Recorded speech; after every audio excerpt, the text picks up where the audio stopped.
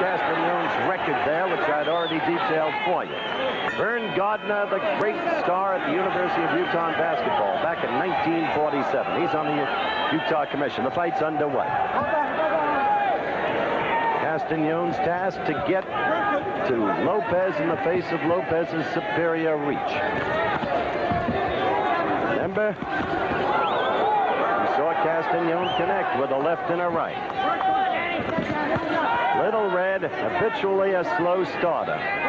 Knocked down in an early round 12 times in his fights, but a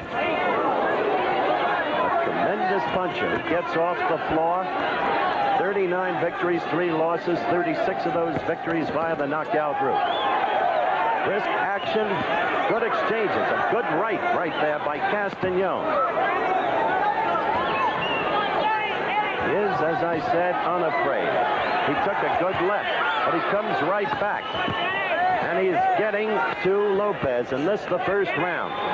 With 1 minute 55 seconds left to go.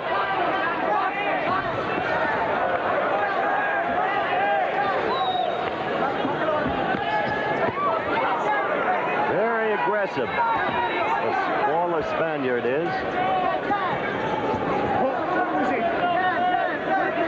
Got a caution there from Carlos Padilla, the referee from the Philippines. Third qualified international referee.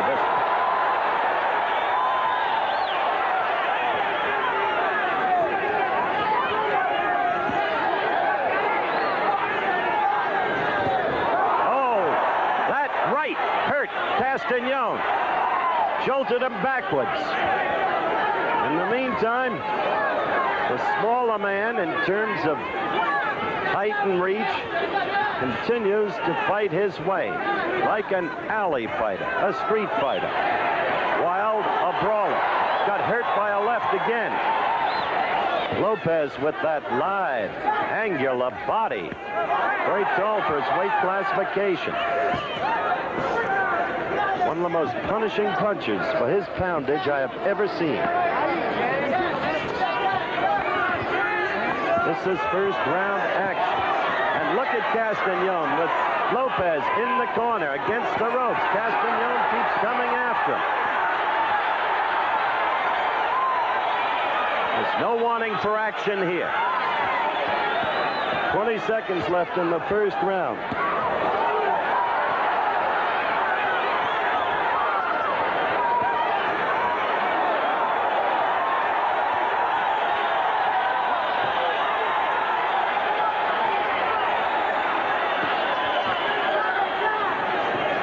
Staying, we're not leaving. You just watched a red-hot first round. And if you get a look at Lopez's back, you will see a bandage on it, and you will also see some blood on his back.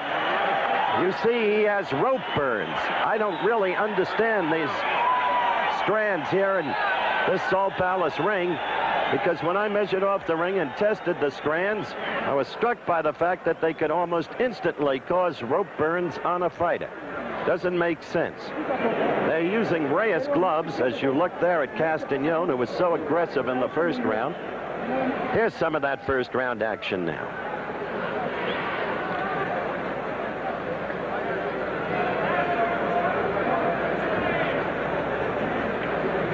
Castañon was impressive in terms of his aggressiveness and his fearlessness. He scored well with the right on a number of occasions, but Lopez jolted him backwards with a right and then hurt him with a left. This is second round action. We're coming to you live from the Salt Palace in Salt Lake City, Utah. Castañon with his back to you. When you see Lopez with his back to you, you'll see the birds I talked about. Castañon somehow, despite the absence of reach, getting the right in there. See the patch on Lopez's back, and then up by the right shoulder on the back. Burns I discussed, and the touch of blood.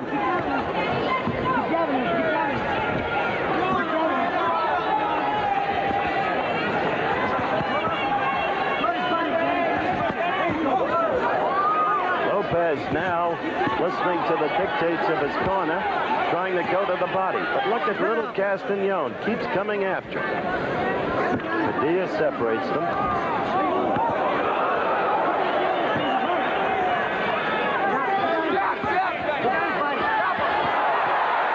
Now Lopez, that's the power. You saw it. Combinations, and suddenly Castañon went down. It happens that way with Lopez. Castañon the aggressor, and then suddenly that immense power. The gloves touched by referee Padilla. Lopez now coming on for the kill. Castañon playing into his hands. He must hold. But no, he gives him punching room. Castañon coming right back at him. See the time in the lower right-hand corner of your screen. This is second round action. We've had one knockdown. It came after a whole flurry of blows in the second round, registered by Little Red Lopez against Roberto Castañon.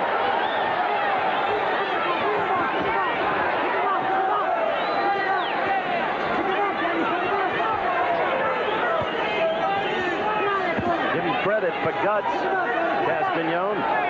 Foolhardiness to be sure, but he's a gutsy little fella. Trying to cover up now, trying to move. Stay out of range. That's better from his point of view. He took it then. Lopez counterpunching with a powerhouse right and another right. And right above us, Castañon pinioning Lopez against those ropes. Counting down toward the end of round 2. Oh, that right stung him, and down he goes. Second knockdown in the round. Let's see if Castañon can survive this one. It's over. It is over in the second round.